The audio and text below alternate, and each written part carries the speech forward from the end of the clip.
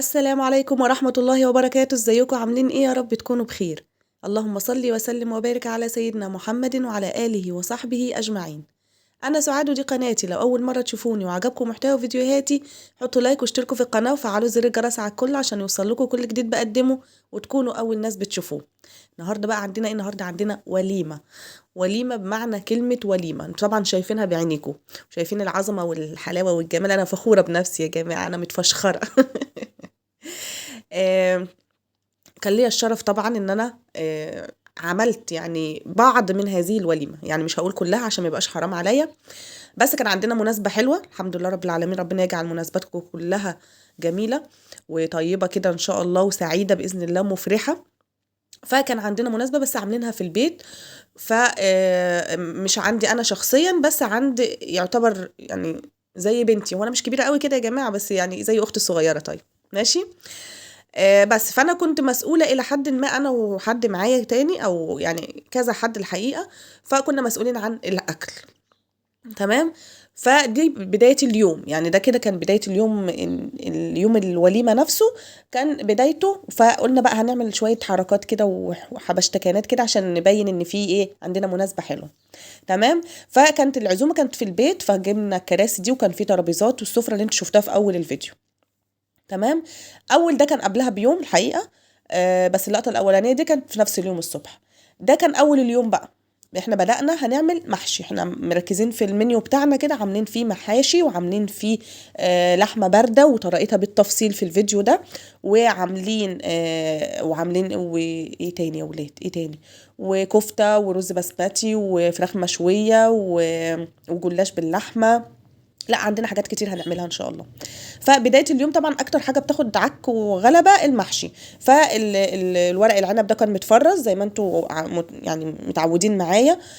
ودي اللحمه بتاعته اللي احنا هنحطها في الطواجن من تحت، كانت متشوحه تشويحه ومتسابه في التلاج في الفريزر. تمام.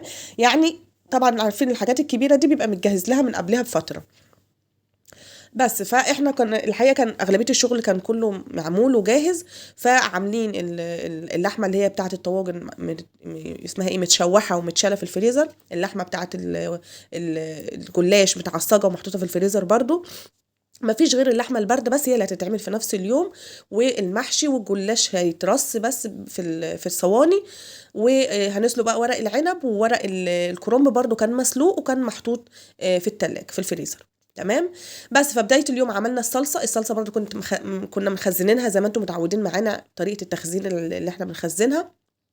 احنا حمرنا البصله بس عشان كنت عاملاها كانت معموله، هي كانت عاملاها اخت اللي كان عندها مناسبه، فكانت عاملاها من غير تسبيكه، من غير اي حاجه، كانت بس مصلصه الصلصه زي ما احنا شفنا في اخر فيديو معايا. فانا بقى ظبطتها ايه، عملنا البصله وحمرنا البصله كويس وحطينا عليها صلصه وتبلناها بقى التوابل الحلوه اللي احنا عارفينها دي. وحطينا بقى ايه حطيت عليها بقى التوابل بتاعتها، ملح وفلفل وكزبره وكمون وشويه كده من 7 بهارات، وعملت عليها شويه نعناع. وبالمناسبه ما كانش فيه نعناع اللي هو اللي انا بخزنه ده معاكم بنشفه، فحطينا نعناع من الباكيتات اللي بتتشرب، وطلعت تحفه وحلوه جدا على فكره. يعني عشان لو مش عندك ممكن تستغني عنها وتعمليها، يعني لو يعني تمشي نفسك بيها. والخضره بقى طبعا كنا حاطين شويه خضره كتار كده وحلوين، وشويه زيت بقى من الاخر، في الاخر خالص رشيت عليهم شويه زيت وقلبنا. وبس كانت كده الصلصه، الرز بتاع المحشي بتاعي كان جاهز. تمام تمام. بس كده. عندي بقى الطواجن بقى بتاعتي كده. الرز ورق العنب كان اتسلق هو كمان. انا ما حبيتش اسلق الكميه كلها برضو لحد ما اشوف هياخدوا عندي قد ايه الطواجن. وبس كده فاضل الطواجن بقى، رصينا فيها في القعر بتاعها ايه، بصل وفلفل وطماطم. وبعد كده ببدأ ارص باللحمه المتشوحه عندي ومرشوش لها ملح وفلفل بس، مفيش اي حاجه غير كده. تمام. وبرصها في الطواجن بتاعتي، وبعد كده ببدأ الف المحشي وارصه فيها. خلاص ده شكل الطواجن بتاعتي. الحقيقه الكميه كانت اكتر من كده، بس انا ايه يعني صورت معاكم نبذات مختصره منها عشان بس الوقت، لان انتوا عارفين في وقت الزحمه والشغل ده ما بيبقاش في وقت للتصوير قوي. انا ما كنتش عايزه اصور اصلا. بس هم قالوا لي لا عادي صوري ما فيش اي مشكله منه، تاخدوا افكار كمان. رمضان جاي ان شاء الله، وتاخدوا افكار كده لعزايم رمضان. طبعا مش هيبقى فيه عزايم زي ما احنا متخيلين بالنسبه للظروف اللي احنا فيها، بس احنا عارفين ان الستات الشاطره برضو بتدبر وبتوفر وبتخلي بيتها دايما كمان مستور، وبتستقبل اي حد يجي عندها، وتعرف تقوم بكرام الضيف. عارفين كل الحاجات دي ان شاء الله. ربنا يوسع ارزاقنا جميعا ويرفع عنا الغلاء يا رب العالمين. امين امين امين. بس كده انا كملت الطواجن وشفت الرصه بقى الحلوه دي. ماشي. وكده ده كان خلاص كده رصينا بقى الكرنب بقى بالمره معاه. وده كان نهايه يومنا، كان الساعه 2 بالليل.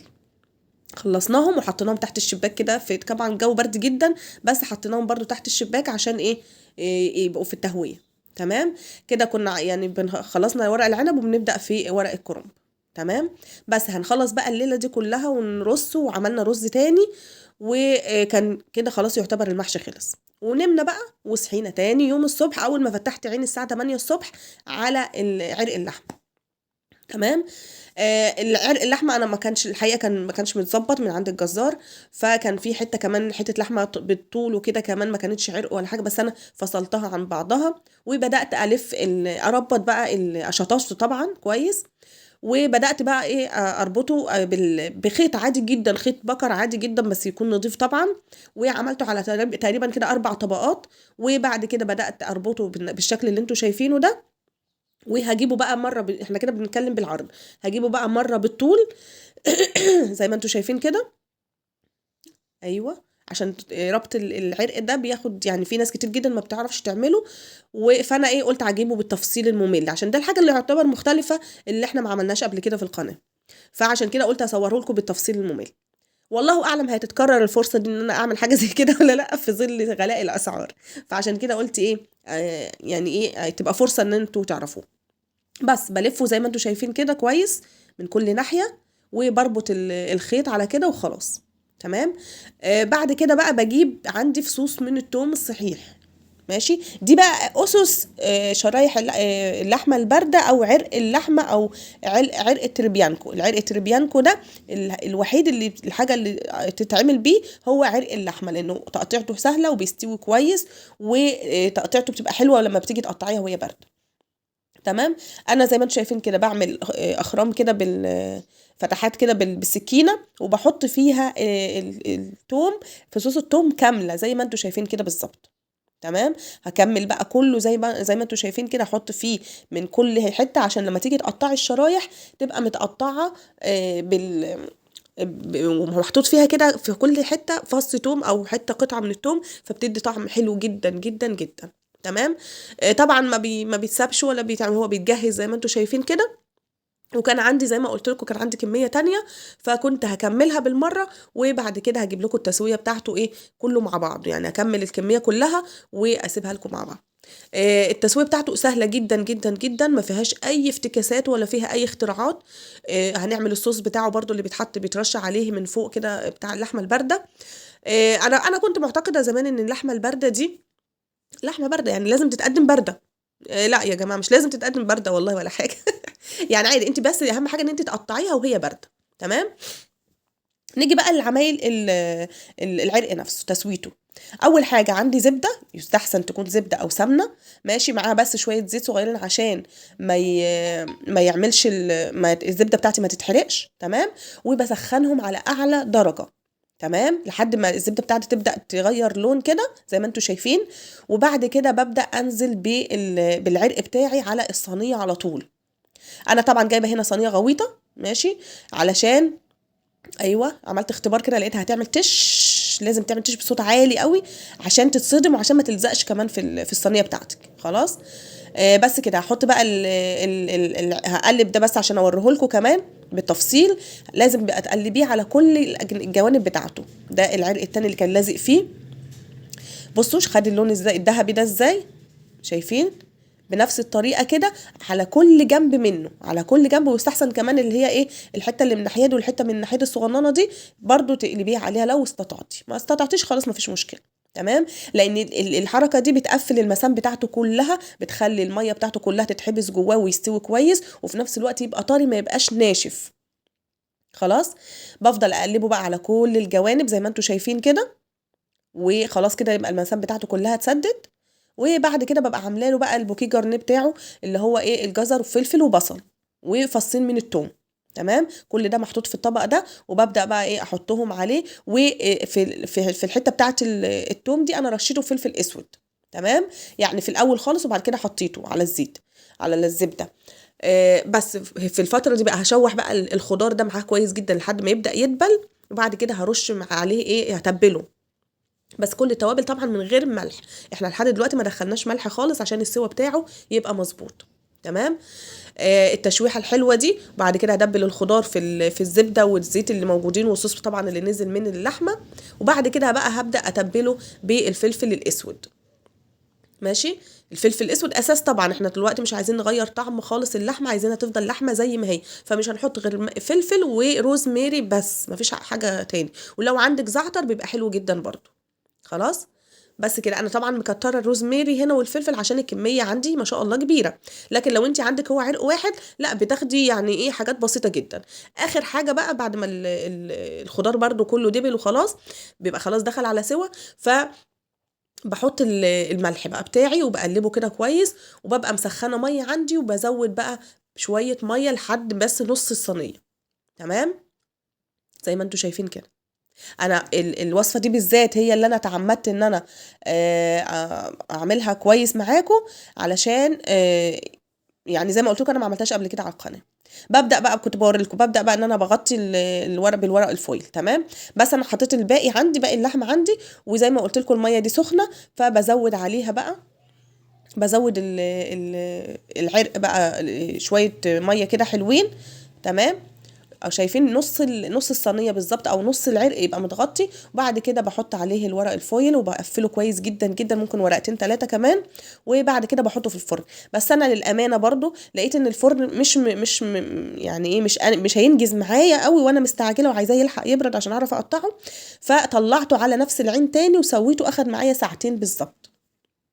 خلاص. بتختبريه ازاي؟ بتحط فيه خلة اسنان. لو المية اللي طلعت منها لونها ابيض كده وحلو، يبقى هو كده خلاص استوى. وطبعا بتبقي عارفة ان الخلة بتنزل بسهولة في اللحم. ده الصوص بقى بتاعه، هركنه دلوقتي على جنب عشان هعمله بعد كده معاكم. بس ازود المحشي بقى ونبدأ نسوي المحشي، لان الموضوع ده كده كان دخل في الظهر. تمام. هطلع بقى اجيب المحشي بتاعي وازوده الشوربه بتاعتي. انا حاطه عليها معلقه صلصه، وحاطه فيها فصوص بعض من شرايح الثوم.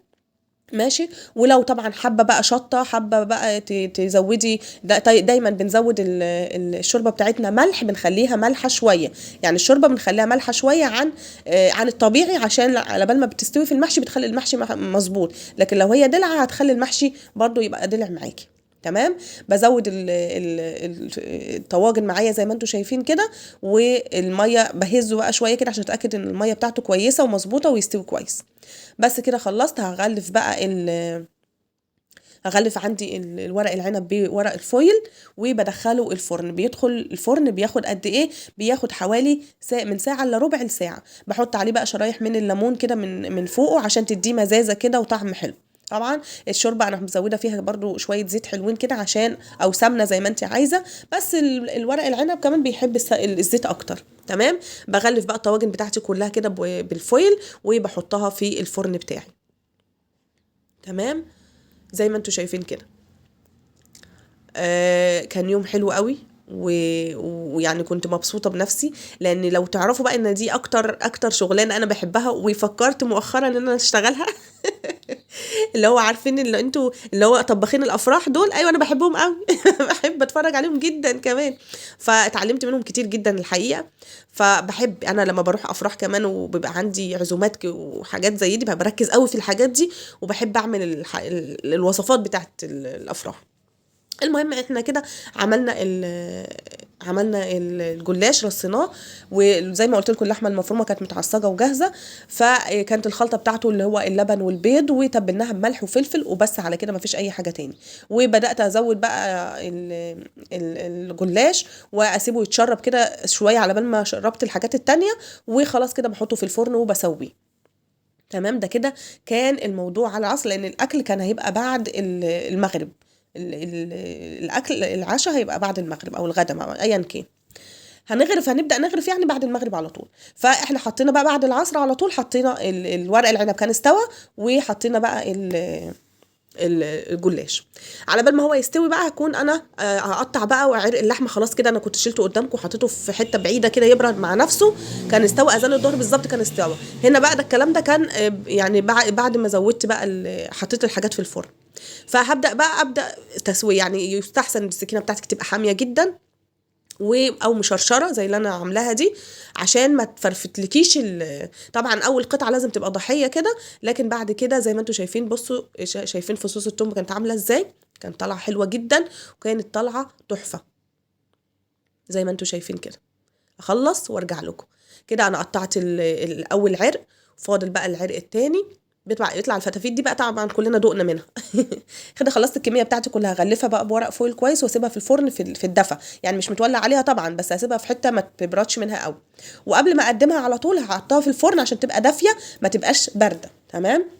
ده الصوص بقى انا صفيت كله، خدت الصوص كده على بعضه وصفيته في حله صغيره كده. وهزود له كل اللي انا هزوده له. هزود له معلقه من الدقيق، ماشي، معلقه يعني حلوه كده من الدقيق، وملح وفلفل وبس. على كده مفيش اي حاجه تانية هزودها له. طبعا هو محطوط له زبده وزيت وفيه جزر وبصل وكل الحاجات دي، فكان طعمه تحفه. هو ده الصوص، اسمه صوص الديمي جلاس، اللي بيترش على اللحمه البارده من فوق.